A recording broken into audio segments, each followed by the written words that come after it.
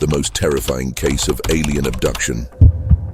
I didn't believe it at first, until I saw the burn marks on the ceiling, shaped like hands, but with fingers too long to be human. The last thing she screamed before disappearing was, "They're inside my head." If you're still here, still listening, don't forget to subscribe to the channel and hit the notification bell. There was no sign of a struggle. The bedroom was eerily intact, except for the wide-open window. Emily Carter, 26 years old, had vanished without a trace in the middle of the night. Her husband, Jack, found nothing but a circle of scorch marks on their mattress and her cell phone, still recording. The audio? Static, except for a faint metallic hum and a series of clicks. But buried under it, like a whisper coated in static, was Emily's voice. "It hurts. Don't let them take me back. Please, Jack, don't let them take me back." The recording abruptly ended with a deep, guttural tone that didn't sound remotely human. The scene in the bedroom was like a photograph taken moments after a calamity, a hollow, surreal stillness that only heightened the horror. Emily's favorite blanket, a vibrant quilt she'd sewn herself, lay crumpled at the edge of the bed, its fabric oddly cold to the touch, as if it had been left outside in the frost. The lamp on her nightstand was knocked slightly askew, casting jagged shadows across the room. But there were no other signs of chaos. No overturned furniture, no broken glass. Not a single footprint in the soft carpet beneath the window.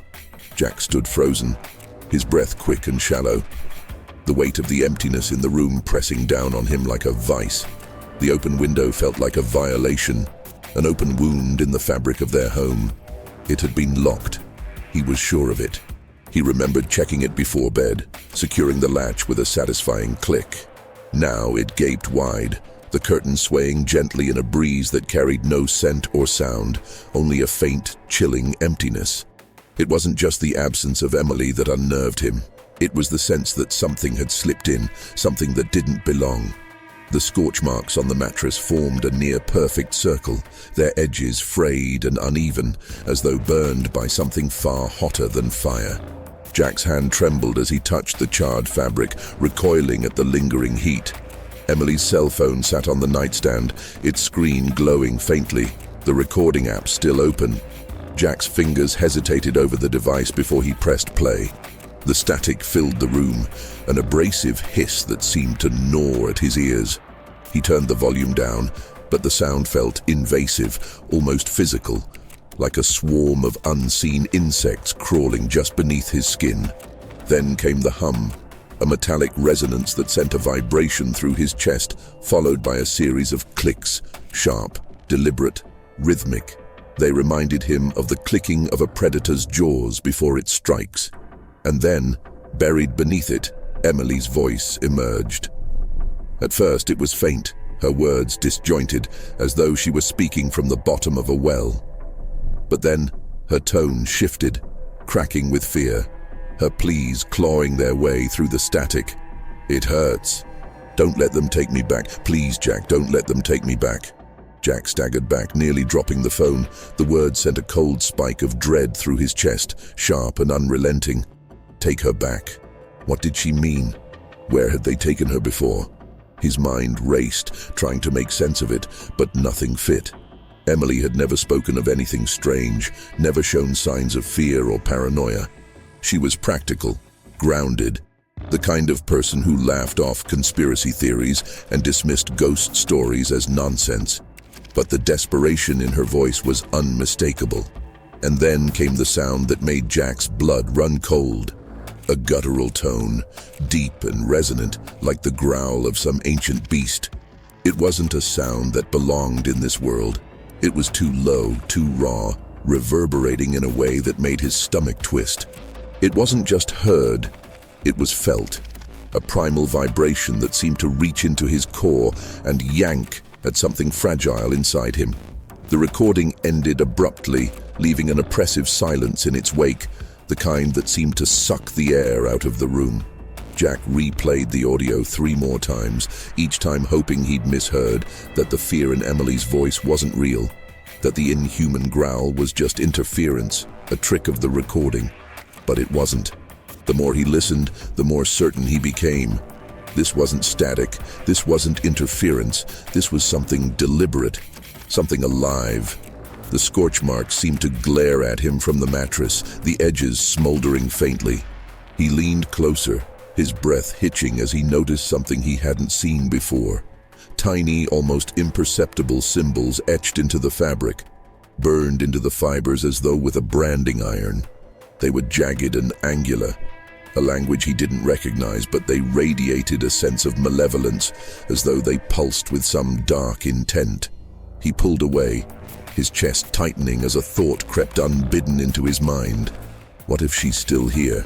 What if they're still here? The idea was absurd, but the silence in the house felt alive now, heavy with an unseen presence. Every creak of the floorboards, every whisper of the wind through the open window felt amplified, sinister. He moved toward the door, his hand shaking as he reached for the light switch, only to pause. The shadows in the room seemed to deepen, stretching unnaturally toward him as though they were alive, reaching. Jack slammed the bedroom door shut, his heart hammering as he leaned against it, his mind racing. He needed to call someone, anyone. The police? What could he tell them? That his wife had disappeared without a trace, leaving behind scorch marks and an audio recording that defied explanation. They'd laugh, or worse, they'd pity him. He glanced at the phone in his hand, debating whether to call Emily's parents, but the thought of telling them she was gone made his stomach churn. Instead, he replayed the recording one last time, hoping for some new clue, some detail he'd missed. But this time, something was different. As Emily's voice played, begging him not to let them take her back, Jack swore he heard something else in the background, something faint but unmistakable. A second voice, low and garbled, speaking words he couldn't understand. And then, just before the recording ended, he heard it. 3 slow, deliberate knocks. They hadn't been there before.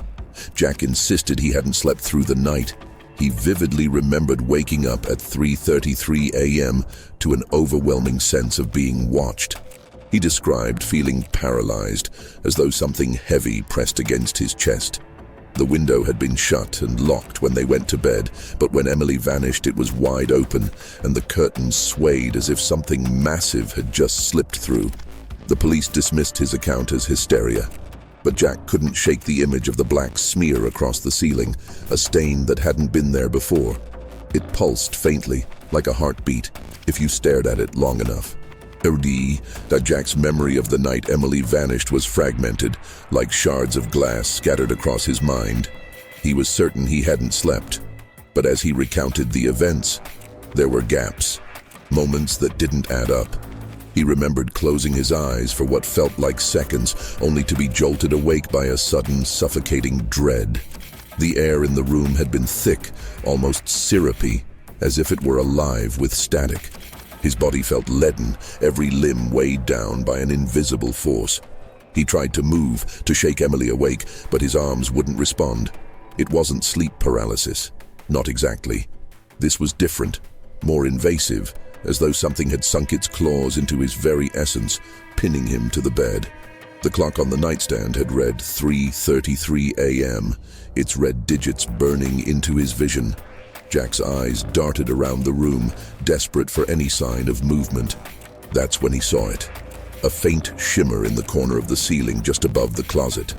It was subtle at first, like heat waves rippling through the air. But as he stared, it became more distinct. A darkness that seemed to pulse and expand, growing denser with each passing second. His breathing quickened, his chest tightening as the shimmer coalesced into a smear of shadow, its edges writhing like smoke trapped under glass. He remembered struggling to call out to Emily, his voice trapped in his throat. And then, just as suddenly as it began, the weight on his chest lifted, and the room plunged into silence. Not the natural quiet of a sleeping house, but an oppressive void that swallowed every sound. No hum of the refrigerator, no creak of the floorboards, just silence, thick and unnatural. Jack bolted upright, the spell broken, and reached for Emily. His hand met only the cold emptiness of her side of the bed. The window had been locked before they went to sleep. He was certain of it. But now it stood wide open, the curtains billowing softly in the night air.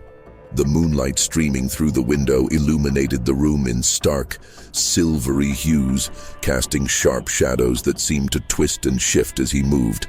Jack's heart thundered in his chest as he stumbled toward the window, peering out into the backyard. The grass below was undisturbed. No footprints, no sign of struggle. But the trees beyond the yard swayed unnaturally, their branches moving in rhythmic, unnatural patterns, as though something unseen was brushing past them. When the police arrived later that morning, Jack tried to explain what he had experienced, but his words sounded absurd even to his own ears. He recounted the oppressive force, the strange shimmer, the way the shadows seemed to breathe. The officers exchanged skeptical glances, their notepads conspicuously blank as they humored him. One officer, a younger man with kind eyes, gently suggested that Jack might be in shock, his mind filling in blanks to make sense of his wife's disappearance. Jack clenched his fists, swallowing the lump in his throat. They didn't believe him. No one would. But Jack couldn't ignore the details, the things the officers dismissed as coincidence or imagination. The window latch was unbroken, yet it had been opened without any visible force. The circle of scorch marks on the mattress, which the officers dismissed as a possible electrical malfunction, was too precise, too deliberate. And then there was the stain on the ceiling. At first glance, it seemed like nothing more than a patch of dampness, a faint discoloration in the plaster. But the longer Jack stared at it, the more he noticed its peculiarities. The edges of the stain weren't irregular like water damage. They were sharp, almost geometric, forming a jagged outline that seemed intentional.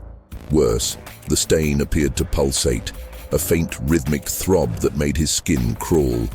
He swore he could feel it, a faint vibration in the air, as though the house itself was alive and breathing. That night, after the police left, Jack found himself unable to sleep. He lay in bed, staring at the stain on the ceiling, his thoughts spiraling into paranoia. What if it wasn't a stain at all? What if it was something else, a remnant of whatever had taken Emily? He thought about the shimmer he'd seen, the way it had coalesced into darkness before she vanished. Could it still be here, lingering, watching him? As the hours ticked by, the silence in the house grew heavier, oppressive. Every creak of the floorboards, every distant groan of the pipes set his nerves on edge. He thought he heard faint whispers coming from the corner of the room just below the stain, but when he turned on the light, there was nothing there. Still, the feeling of being watched was inescapable, a prickling sensation at the back of his neck that made him glance over his shoulder every few minutes. Around midnight he heard it, a soft, wet drip. It was faint at first, almost imperceptible, but it grew louder, more insistent, echoing in the quiet house. Jack's breath hitched as he followed the sound, his eyes fixed on the stain. A single dark droplet formed at its center, swelling and quivering before falling to the floor with a soft splat. He approached cautiously, his heart hammering in his chest. The droplet was thick and dark, almost black, and it smelled faintly metallic, like blood. Jack stumbled back, his pulse racing. He grabbed a chair and climbed up, his fingers trembling as he reached toward the stain. The surface was dry, but as he pressed his palm against it, he felt a faint warmth, as though the ceiling itself was alive. A sudden jolt of pain shot through his hand, and he yanked it back, his skin tingling with a strange, static-like sensation. The stain seemed to ripple, the edges darkening as it spread ever so slightly, creeping outward like ink bleeding into water. That was the moment Jack realized it wasn't just a stain. It was a mark, a scar left behind by whatever had taken Emily. And it was growing. In the days that followed, Jack began noticing strange things around the house. Objects moved from where he left them. His reflection in the mirror would sometimes linger a second too long after he moved. At night, he heard faint footsteps above their bedroom ceiling, though the attic had been sealed for years. And then the nosebleed started. thick, dark blood that left his head pounding with a high-pitched whine. Doctors found nothing wrong, but Jack started waking up with scratches down his back and bruises on his wrists. The bruises looked like fingerprints, only they were spaced too far apart to belong to any human hand. The unease began subtly, creeping into the edges of Jack's awareness like a dark fog. It was small things at first, barely noticeable disturbances that he could have brushed off as forgetfulness or stress. A mug from the kitchen ended up on the living room floor. A picture frame tilted askew, though he was certain it had been straight the day before. His keys disappeared, only to reappear hours later in a drawer he hadn't opened in days.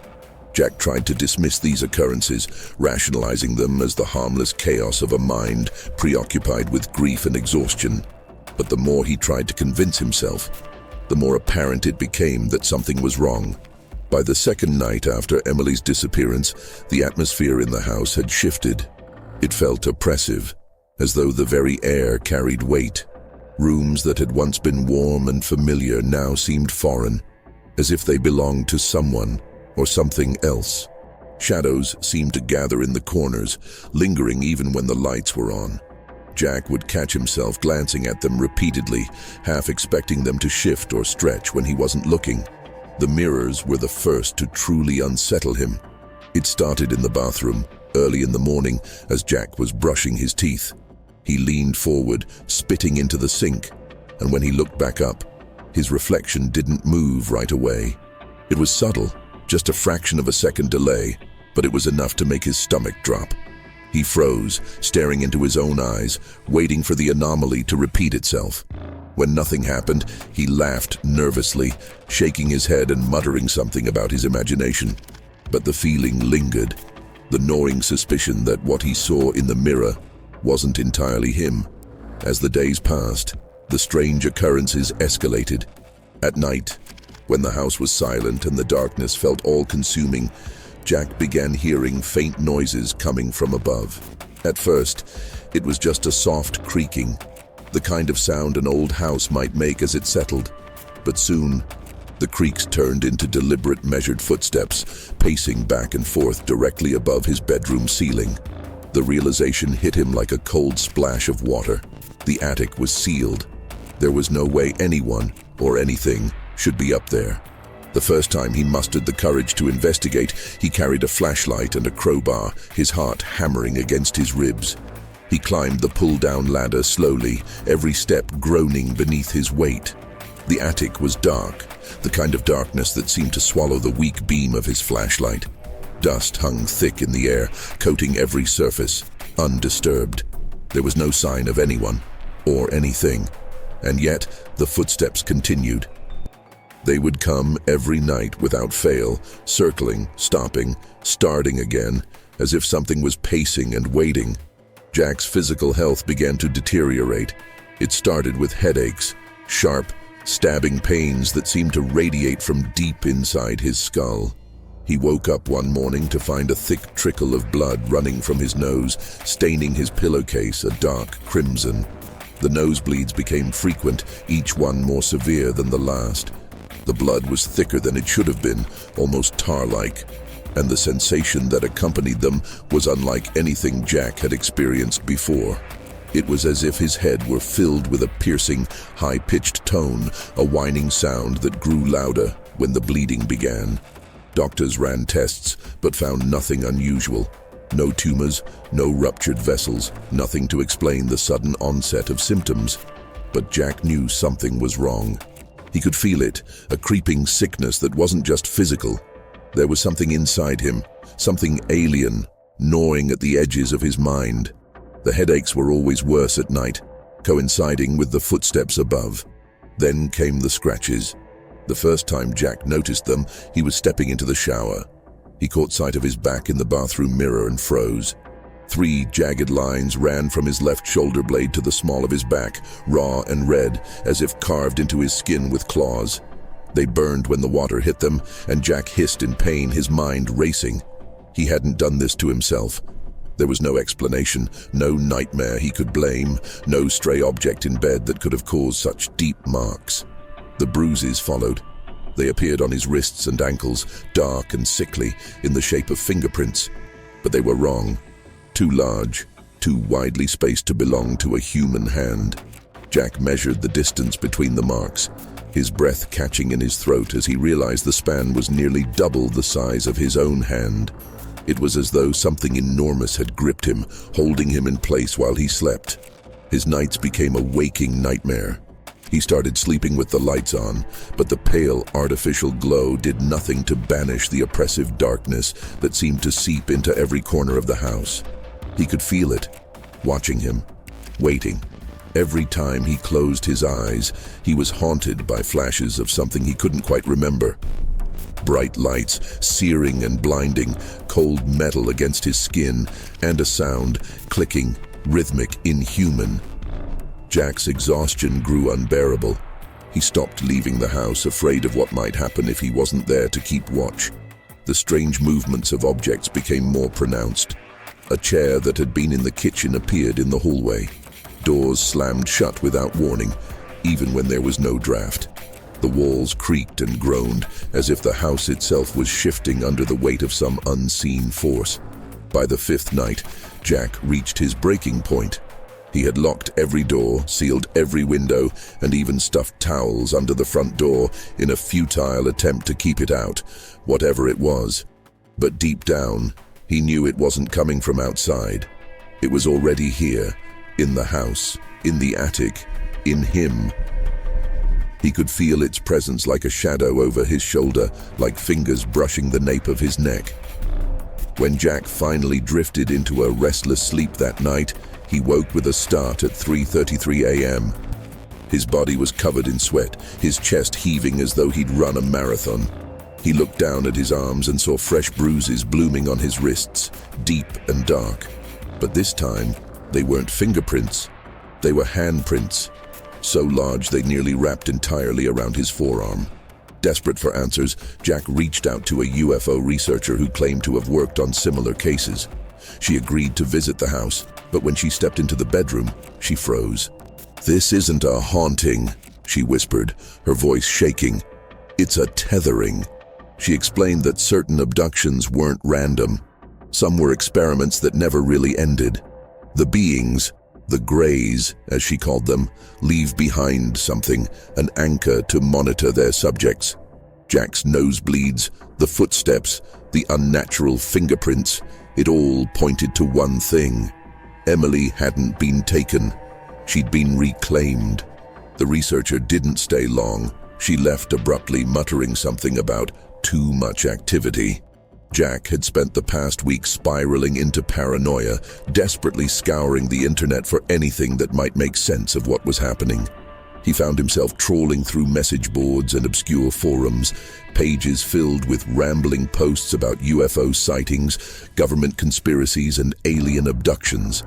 At first, he dismissed most of it as the rantings of delusional minds. But as the strange phenomena in his house escalated, those posts no longer seemed so far-fetched. It was during one of these late-night searches that he stumbled across the name Dr. Meredith Harper, a UFO researcher who claimed to specialize in continuing contact cases. Her credentials were dubious, but Jack was too desperate to care. When she arrived at the house, Jack immediately noticed her unease. She was a tall, wiry woman in her late 40s, her dark hair streaked with silver and tied back into a severe bun. Her eyes darted around nervously, as if she were expecting something to leap out from the shadows at any moment. She carried a battered leather satchel, from which she pulled out a handheld electromagnetic field detector and a small notebook. Jack tried to explain what had been happening, the footsteps, the bruises, the stain on the ceiling, but she held up a hand to stop him. "I need to see the bedroom," she said curtly, her voice tight with tension. The moment she crossed the threshold into the room, Dr. Harper froze. Her eyes locked onto the stain on the ceiling, which had grown even larger since Jack last examined it. Its edges now extended halfway across the room, and the pulsating rhythm had become more pronounced, an almost imperceptible thrum that seemed to vibrate through the air. She stood there for a long moment, her expression unreadable, before muttering under her breath, "It's worse than I thought." Jack's stomach dropped. "What do you mean?" "What's worse? This isn't a haunting," she replied, her voice low and trembling. "It's a tethering." Jack stared at her, confused and frustrated. What the hell is that supposed to mean? Dr. Harper sighed, setting her satchel down and pulling out a stack of grainy black and white photographs. She spread them out on the bed, each one depicting various scorch marks, bruises, and strange symbols carved into walls and furniture. Certain entities, particularly the Greys, don't view abductions as isolated events, she explained, her tone clinical but tinged with fear. For them, it's an ongoing process. A subject isn't simply taken, studied, and returned. Sometimes they're marked, anchored. Anchored to what? Jack asked, his voice rising with panic. To them, she replied, her gaze fixed on the stain above them. It's a way of keeping tabs on their subjects, monitoring them even when they're not physically present. It's like leaving a piece of themselves behind. Jack's mind reeled. The word tethering sent a shiver down his spine, conjuring images of invisible chains binding him to some unseen predator. He thought about the stain on the ceiling, the footsteps in the attic, the bruises that appeared without explanation. It all made a horrible kind of sense. But why? Why Emily? Dr. Harper hesitated, as if weighing how much to tell him. It's possible she was part of an experiment, something they started years ago and are now continuing. The nosebleeds, the marks on your body. These aren't random. They're signs that the tether isn't just connected to her anymore, it's spreading. You've been exposed. Jack felt the blood drain from his face. Exposed to what? To them, she repeated, her voice dropping to a near whisper. Once a tether is established, it doesn't just monitor the subject. It acts as a conduit, a way for them to interact, to come through. The room seemed to grow colder as she spoke, the air thickening with an almost tangible dread. Jack's thoughts raced, memories of strange sensations and flashes of light resurfacing with newfound clarity. Had he been exposed to them during one of Emily's previous visits? How many times had they entered his home without him knowing? Dr. Harper didn't stay long. After scanning the room with her electromagnetic device, which beeped erratically near the stain, she quickly packed her things, muttering to herself about too much activity. Jack pleaded with her to stay, to help him understand what was happening, but she shook her head, her face pale and drawn. "This isn't something I can fix," she said, her voice barely audible. "You're dealing with forces beyond human understanding. All I can tell you is this: you need to leave this house. Now." Jack followed her to the front door, his desperation mounting. "What about Emily? How do I get her back?" Dr. Harper paused, her hand on the doorknob. She turned to him, her eyes filled with an unsettling mixture of pity and fear. "I don't think she's gone, Jack. I think she's still connected to the tether. But if you stay here, you might end up like her, or worse." And with that, she left, disappearing into the night without another word. Jack stood there for a long time, staring at the door after it closed. Her words echoed in his mind, each one cutting deeper than the last. He was exposed. The tether was spreading. Emily hadn't been taken. She'd been reclaimed. But reclaimed by what? As he turned back toward the bedroom, he noticed something new. The stain on the ceiling had grown again, its edges now creeping down the walls like fingers reaching for him. And at its center, a faint, glowing symbol had begun to emerge. A jagged, alien shape that sent a shiver of primal terror through Jack's body.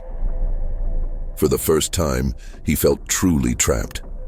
Not just in the house, but in something far larger, far darker. And the worst part, he wasn't sure if leaving would save him, or only bring them closer. That night, Jack set up cameras in every room. At precisely 3:33 a.m., all the feeds cut to black simultaneously. But the audio continued. Clicks, metallic humming, then a low, distorted voice that seemed to come from inside the house, yet somehow it felt like it was inside Jack's skull. "You are not alone." The cameras rebooted minutes later. The footage showed Jack sitting upright in bed, staring blankly at the corner of the room. His eyes were wide open, his lips moving silently. The only words he remembered saying when he woke up were, "It's not over." and the black smear on the ceiling. It was gone.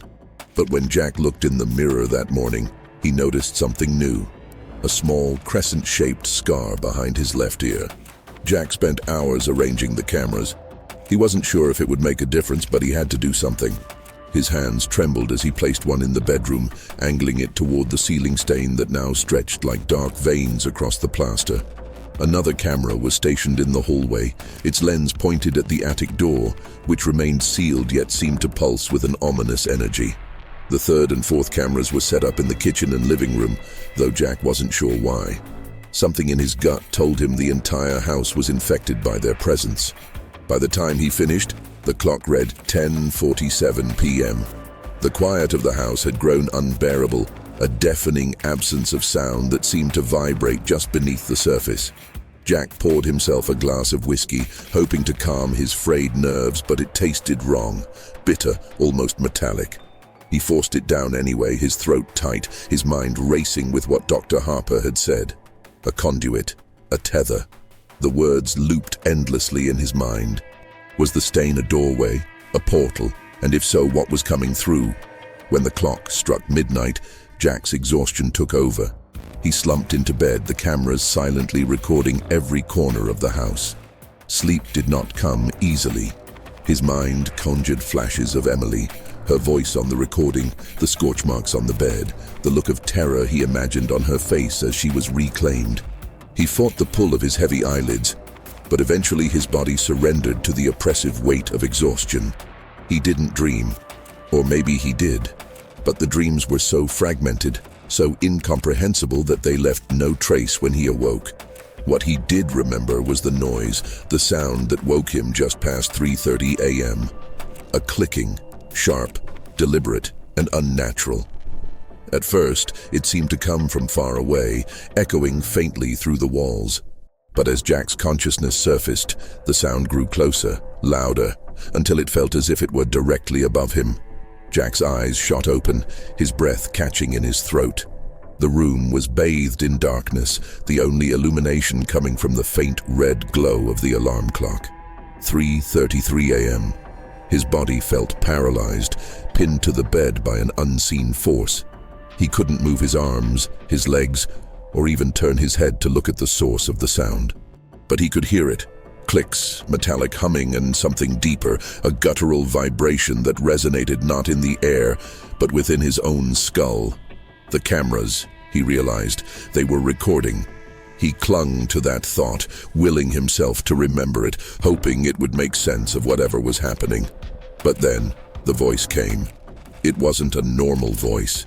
It was layered, distorted, as if it were both inside and outside his head. The words weren't loud, but they carried a weight that felt crushing, each syllable burrowing deep into his mind. "You are not alone." Jack's body convulsed.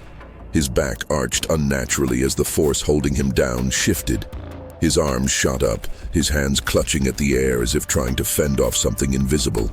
And then, just as suddenly as it began, it stopped.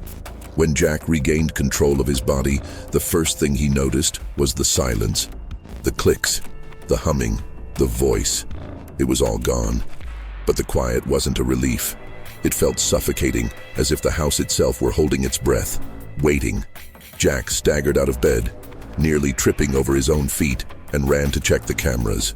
All 4 feeds had gone black at exactly 3:33 a.m. The timestamps confirmed it. But the audio was still intact, and as Jack played it back, his stomach turned. The clicks, the metallic humming, and the voice were all there, clear and unmistakable. And worse, there were other sounds too, footsteps, soft, deliberate, circling the bedroom, and something else, a faint wet sound, like breathing through water. He rewound the footage again and again, searching for any sign of movement, but the screens remained blank until the feeds rebooted at 3:37 a.m. What the cameras captured after they came back on made Jack's blood run cold. There he was, sitting upright in bed, his eyes wide and unblinking, staring at the far corner of the room. His lips moved silently, forming words he couldn't hear. Jack didn't remember waking up, didn't remember moving, and yet there he was, his expression empty, his body rigid as a corpse.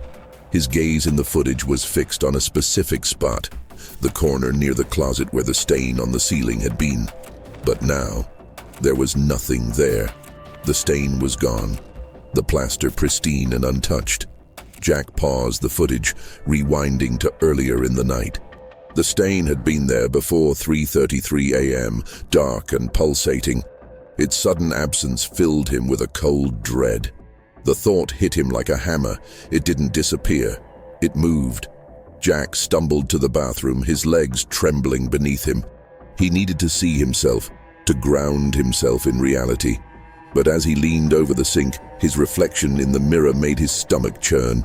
His face was pale, his eyes bloodshot, but that wasn't what caught his attention. It was the small, crescent-shaped scar behind his left ear. The skin around it was slightly raised, as if something had been implanted beneath the surface. Jack touched it hesitantly, his fingers trembling. A sharp pain shot through his skull, and for a brief moment his vision blurred. He saw flashes, bright, blinding lights, a cold metallic surface, and shapes moving in the periphery, tall and thin with two long fingers. The memory or vision or whatever it was left him gasping, clutching the edge of the sink to steady himself. He looked back at his reflection, half expecting to see it move independently again, but it didn't. Instead, he noticed something else. Faint, almost invisible bruises forming around his wrists, like the marks left by hands. But these weren't human hands. Jack sank to the bathroom floor, the weight of everything crashing down on him. The stain was gone, but the tether remained.